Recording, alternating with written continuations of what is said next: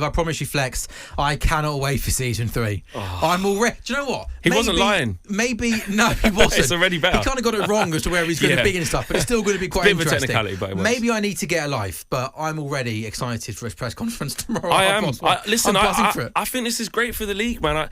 I like when the league has these characters. 100%. You know, I'm not saying he's obviously anywhere near, Jose Mourinho or anything like that. But what I'm saying is, just having characters in the league. Jurgen Klopp, character. That's a big miss for the league that Jurgen Klopp's not in it anymore. Do you know what I mean? I love the big characters. I think when you talk about characters and personalities and people to listen to a press conferences, I think Andrew's been one of the best we've ever had in the Premier League. Because he's literally someone, none of his answers are going to just be the usual, looking forward to the tough place to go and get a result. Everything. He is open, he is honest. Yeah. But I'm also really interested in terms of when he does come back, because in terms of being honest and saying how it is, he got lots of criticism for that. I quite liked his open and honest verdict. Some people thought it was rude and disrespectful. I wonder, having been away from the game for a couple of months, is he going to come back and maybe play a little bit more straight and kind of play the game a little bit more? Or is he going to just beat him and just say it how it is? Listen, mate. Probably the latter, right? This guy is not changing a thing about who he is and what he represents and what he stands for. Nor should he, by the way, because he's very proud and very, very strong on those views about himself and how he conducts himself. You're right. Sometimes a lot of people do view it as arrogant or a little bit rude sometimes, and a little bit touchy. Which he can be some of those things sometimes. But for me, I think because of the story that he's written, right, by winning that Europa League, winning something in his second year, yes, finishing 17th, absolute horror show, but he did finish 5th the year before that. And I don't know, there's a lot of people saying this isn't going to work, and how are you going to take a team that plays this way and then make it play that way? I don't know. I think this is going to be all right. I do. Well, and I'm really looking forward to it. I don't think it's going to be as a horror show as people think. I really don't. On that style of play, let's hear from former England Liverpool midfielder Danny Murphy. He says Ange would be foolish to replicate his all-out attack style at the City ground. And it is interesting on the style of play in terms of Ange ball. And lots of people are saying, Forest last season were a very counter-attacking team. He can't come in and play that expansive football. It wouldn't work. But reading lots of stuff about kind of Edu coming in and his new role and his vision for the football club, lots of stuff I read is that he very specifically wants a manager who's quite possession-based and quite attacking. So that's probably clearly a specific reason of bringing in Ange. So maybe, Flex, would the answer be there's a balance where if you're playing a team at home that wants to be quite defensive, then sure, you can maybe have a slightly higher line and look to be aggressive. But then also at the same time, if you're playing, for argument's sake, let's say Liverpool, who have got Salah on one flank and Ekitike on the other flank, and Isak running in behind, don't put Milenkovic on the halfway line up against Alexander Isak. Exactly. Is adaptability the word here that Ange has got to be better at? Different horses for different courses. But also at the same time as saying this, it depends on how the players react to what he's asking them to do, and obviously the attributes of the players. Because if you look from Conte to Ange at Spurs, that's completely different contrasting styles. And Spurs did play that way that Ange wanted them to, and they've started like a house on fire. Albeit, don't get me wrong, I think they had a pre-season and stuff, didn't they? Under Ange, it's different this time, but he came in and all of a sudden Spurs were this team that we've never seen before. So let's not. That shows how good or maybe bad a manager is. You look at what Ruben Amorim's done coming into Man United, trying to get them to play this way. They've struggled, do formation, don't really know where to run. It's been a real slog. But Ange did go into Tottenham and get them to play his style. The criticism at Ange at Spurs wasn't that the players don't really know what they're doing. It was that maybe he needs to ease off on that when it gets... remember when they went down to 9 men against Liverpool and he was like, I don't care. Even if we got 6 men, we're still going to play that way. The Chelsea game at home. The Chelsea game at home. So, sorry, against the Chelsea game. Yeah. And that's where that famous quote came from. That's where the famous... Exactly. So that's what I mean. So it's not... He actually has a good track record, if you think about it, of convincing players to do it. That isn't the problem. Of course, you do need to look at the squad that Forest do have, though. And the attributes. Have you got a Mickey van der Ven equivalent who can run as powerfully as that? No. Looking at the Forest team, I worry about the back four. I think the back four are very much good at, I think, defending on the edge of your box. Someone like a Milenkovic, absolute beast in the air. Murillo, really physical, strong in the air. I don't think they're particularly... Don't really want to be on a halfway line the whole game, I don't think it's a quick back four, but I look at the midfielders. I kind of think they've got technically really good players. Yeah. Powerful runners in Morgan Gibbs-White, Ellie Anderson. They won't mind playing on the front foot, going after people. Come in, and then I think out wide as well, players like Ndoye, Callum Hudson-Odoi. I think they've got quite a lot of pace out wide. One person I don't think... Chris Wood. I'm not sure about Chris Wood. I'm not sure Chris Wood is going to... I don't think I've had my schooling under Sean Dyche, mate. What do you mean going up there? I feel like when he asked Chris Wood to sprint for 90 minutes, Chris Wood might look at him and think, you know what? You're Australian, I'm New Zealand. It's not going to work. I'm out, I'm done.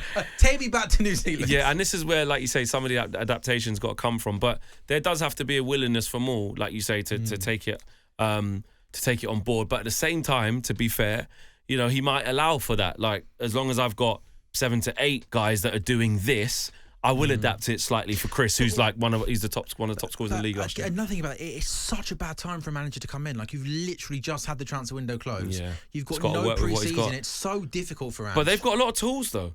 Like Forest have had a good window, albeit geared for Nuno. Not Nuno's. But then you say that. But Flex, not though. This That's why he's not there anymore. Exactly. Yeah. So that bit of like, these are Nuno's players and this, that, and the other. Obviously, the squad that was before this transfer window, you could say he helped mould and stuff. But like you said, since Eddie's got there and the window that they've got that's reflected that, it doesn't necessarily mean that plan was for Nuno. So if anything, he's got some fresh players there who are also new to Forest too. And just reading lots about it in the last 24 hours, one other thing I read in The Athletic, kind of a real good deep dive on behind the scenes stuff. One of the things that they said is that the players towards the end of last season were having question marks about the style of football. Like, hang on a minute, we're Nottingham Forest, we're in the top 4 at the time perhaps. Why are we just putting 11 men behind the ball? They almost wanted to try and dominate the game a little bit more. So perhaps that could work for the players. Ange will still do that. He will. In terms of against most we'll see Forest like pressing hard. Yeah, we will, exactly, 100% will. That's his beliefs. That's what he is. Just finish it off. I am still, despite I think this is good for the league. It's fun for the league. I'm excited for it. First game against Arsenal. I know, Arsenal away. I know. By the way, so Ange's press conferences. Yeah. Like, obviously he's going to be asked about going to Arsenal as a Spurs manager. Yeah. There's got to be some sort of line of since I was the Spurs manager, we won more trophies than Arsenal. That's the tap-in, isn't it? Is he going to give us some form of...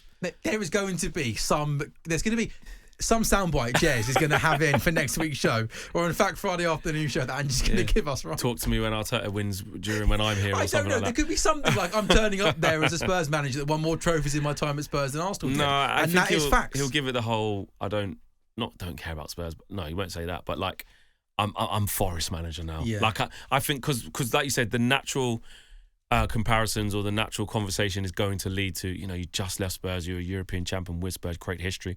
But he is going to say, listen, what we did there was special, and what I did, this, that, and the other, and the supporters, this, that, and the other. But I'm here to make new history now. I'm here to get this club. But I don't think you will want to spend too much time if all the questions are geared around Spurs. I don't think you will. Yeah, and just to wrap this up, I know that I'm sure Nuno's been spoken about a lot on the show. I am really, really gutted for Nuno. Like, I think the way this has ended is really shame. Yeah, it's not great. And I think the fact that he took Forest into Europe for the first time in 30 years and isn't going to be able to lead them out a week tomorrow in their first European game, I think that's a real shame. I'm gutted for him. It is, with all the work that he's put in to building that squad, making the fans, fall in love again with the club. The nights that are going to be there this year. It's sad he didn't get to see through the sort of fruits of his labour, isn't it? But it just shows you, when you change at board level and you change the decision makers in that area of the football club, these types of things happen, and also, the manager gets it. Nuno got a new 3-year contract 3 weeks before Edu came in. And then it just completely changed. And even Marinakis a couple of weeks ago, when there was the UEFA thing for talking about who they got in the draw, sorry. And he's like, yeah, we'll find a way. It's going to be fine. We're going to move forward. I was convinced, given how successful he was at Forest, I thought the 3 grown men were going to sit down in a room. And I'd love to be a fly on to know what really, why did they just fall out. One thing I would say about Nuno, if I had to guess, I reckon Nuno is proper stubborn. Yeah, and he's gone, I'm not doing that. I don't believe in that. And look, fair play to him. If only Edu signed a diamond tray all this wouldn't have happened. If only you got Nuno's favourite player, he would still be there, and Ange wouldn't be back in the Premier League, eh? I can't, honestly, I think this is brilliant for the league. Yeah. I can't wait for it. The first game being away at the Emirates as well just makes it even better. But I still stand by it. There are things he's going to have to adapt upon. I get it. but he's largely going to be the same, and I think he's going to go better than we think. Can I throw this back to you? Yeah. I think possibly the next manager that gets sacked in the Premier League is Vitor Pereira at Wolves. Could we possibly see a reunion, Nuno back to Wolves? Because I think the next Premier League team that sacks their manager, whether it's Wolves, whether it's West Ham, whether it's Man United, Glasner, don't laugh about it. They will be all over Nuno, and rightly so. Possibly, could we see a reunion, Wolves and Nuno? Because I'm sure he's still loved there for the great work he. Let's not forget, definitely still loved there. They finished 7th under Nuno, which was some effort. He's definitely that Nuno team. Oh my God, was so hard. Just the Portugal team, wasn't it? Really? Oh mate, Neves and Conor Cody. Coutinho, Conor Cody, Raul Willy Jimenez Bolly, was Raul scoring Jimenez. goals for fun, wasn't he, before his injury? Adama Traore, right wing back.